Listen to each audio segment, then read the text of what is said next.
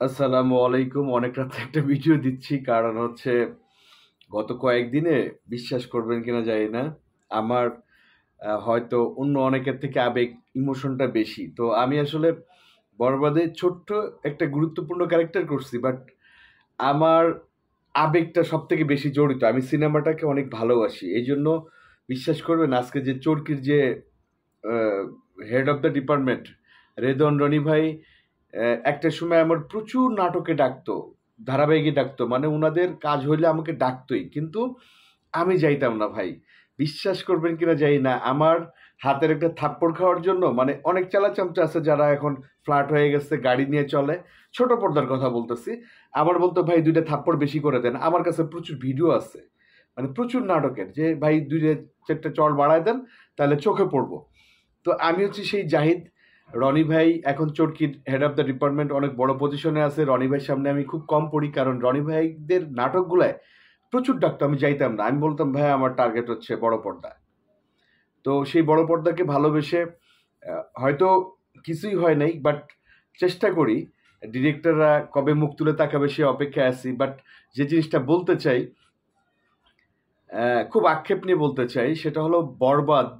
মানে হ্যাঁ, সাকিব ভাইয়ের লাস্ট কিছুদিনের ছবি প্রিয়তমা থেকে যেসব সিনেমা, প্রিয়তমা, তারপরে হচ্ছে দরদ, তারপরে হচ্ছে রাজকুমার, তারপর তুফানে যেসব আর্টিস্ট কাজ করছে, আমি বরবাদকে আলাদা রাখলাম।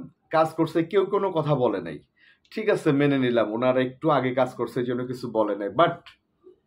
বাট বরবাদের একটি আর্টিস্টও, পুরুষ মেয়ে বলেন, কোনো আর্টিস্ট একটি কথা বলে নাই, যেটা আমাকে খুব কষ্ট দিচ্ছে ভাই, বিশ্বাস করবেন।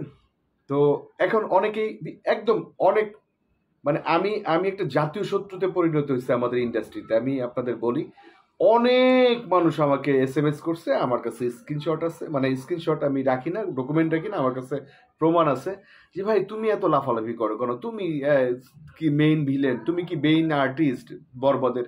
মেইন যারা আর্টিস্ট, বড় বড় আর্টিস্ট, বড় বড় ক্যারেক্টার করছে, তারা তো কেউ কথা বলতেছে না, তুমি কেন এভাবে কথা বলো?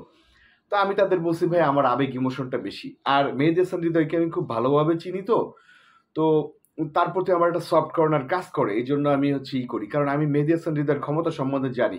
আপনাদের মনে আছে কিনা জানি না, আমি যখন বলতাম যে মেহেদী হাসান হৃদয় বাস্ট করবে, আপনারা আমাকে নিচে এসে কমেন্ট করতেন যে নাটকের ডিরেক্টর কি করবে জানা আছে, কিন্তু আমি কিন্তু সবসময় বলে গেছি যে মেহেদী হাসান হৃদয় দুর্দান্ত করবে, কারণ সে, তার কাছ থেকে আমি দেখছি, তার মানে সে অনেক বড় চিন্তা করে, ছোট চিন্তা করে না। দেখা গেছে যে আপনারা ওই যে বারবার বলে, আপনারা হয়তো একটা আহ, জায়গায় 10 জন লোক চিন্তা করতেছেন, মেডিটেশন হৃদয় 10,000 লোক চিন্তা করতেছে। তো আপনারা তো সবাই কেউ বুঝেন নাই ব্যাপারটা। সিনেমায় যে ভায়োলেন্স করতেছিল বেচারা, আপনারা মনে করছেন কি নাকি সেন্সর আটকাই দিচ্ছে, তাহলে কি পরিমাণ অবস্থা, ভয়ঙ্কর অবস্থা। মানে ওনার চিন্তা ভাবনা অনেক বড়, এই জন্য আমি জানি মেডিটেশন হৃদয় সিনেমার পরে একটা মানে স্টার ডিরেক্টর হয়ে যাবে, স্টার ডিরেক্টর হবে।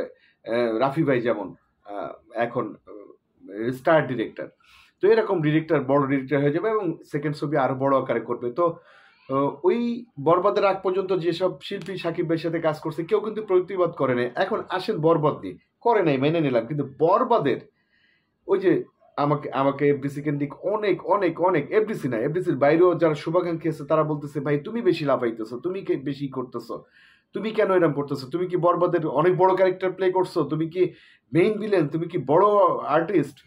আমি খালি বলছি যে আমার অনেক আবেগ ইমোশন সিনেমা কেন্দ্রিক। ওই যে রেদন রানী ভাইয়ের গল্প বললাম যে ডাকলে যাইতাম না, আমি ওইখানে আমি গেলে আমি হয়তো 2টা ফ্ল্যাট, 2টা গাড়ি, বেশ ভালো অঙ্কের টাকার মালিক থাকতাম আমি যদি নাটকে থাকতাম, বাট আমার তো টার্গেট ছিল বড় পর্দায়।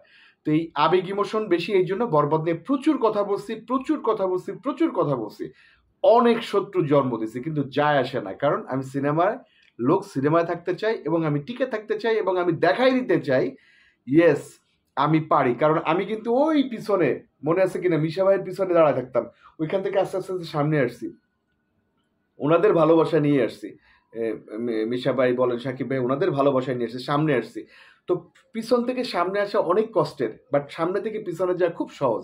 তো আমি আমি আপনাদের কথা দিচ্ছি, আমি টিকে থাকবো, লেগে থাকবো, আমি নাম্বার 1 হব ইনশাআল্লাহ, যদি আল্লাহ আমাকে বাঁচায় রাখে।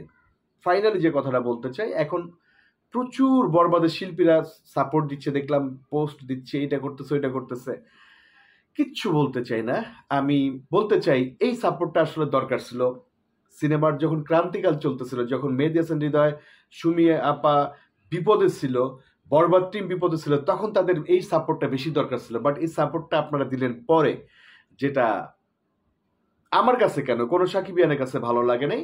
তো আমি শুধু ভাইয়াকে আমি সামনে পাইলে বলবো যে ভাইয়া, আপনি যাদের কলিজা কেটে খাওয়ান, বড় বড় ক্যারেক্টার দেন, তারা আপনার জন্য কি করে, এটা এটা কিন্তু সাকিব ভাই জানে, যে সাকিব ভাই ভিতরে ভিতরে সব জানে যে আসলে উনি যাদের জন্য করতেছে তাদের জন্য কিছু হবে না, মানে তারা তার জন্য কিছু করবে না, এটা সে জানে। বাট আমার মতো ছোট মানুষ, ক্ষুদ্র মানুষ, আমি আমার সর্বোচ্চটা দিয়ে চেষ্টা করছি বরবাদের পাশে থাকার, এবং বরবাদে আছি, এবং মেহেদী হাসান হৃদয়ের সাথে আমার কন্টিনিউ যোগাযোগ ছিল সমস্ত ব্যাপার নিয়ে। লাস্ট একটা কথা বলতে চাই, আপনারা যারা বলতে চাচ্ছেন যে কেটে সেটে দিছে, কেটে সেটে দেয়নি, সামান্য কয়েক সেকেন্ডের ব্যাপার, ওটা কোনো ব্যাপার না, ওটা মেকআপ হয়ে যাবে যে কোনোভাবে, আপনারা প্রতারিত হবেন না, এইটুকু বললাম। আর আবারও শেষভাবে বলি, মানুষের বিপদের সময় পাশে থাকা বলো, ঠিক বরবাদের বিপদের সময় পাশে থাকলে খুশি হতাম আমি সহ প্রতিটা সাকিবিয়ান বা সাকিব ভাই সহ। বাট বিপদ কেটে গেছে বরবাদের, এখন যারা সাপোর্ট দিচ্ছেন এই সাপোর্টটা আসলে ফেক, এই সাপোর্টের কোনো মানে হয় না। ধন্যবাদ, আসসালামু আলাইকুম।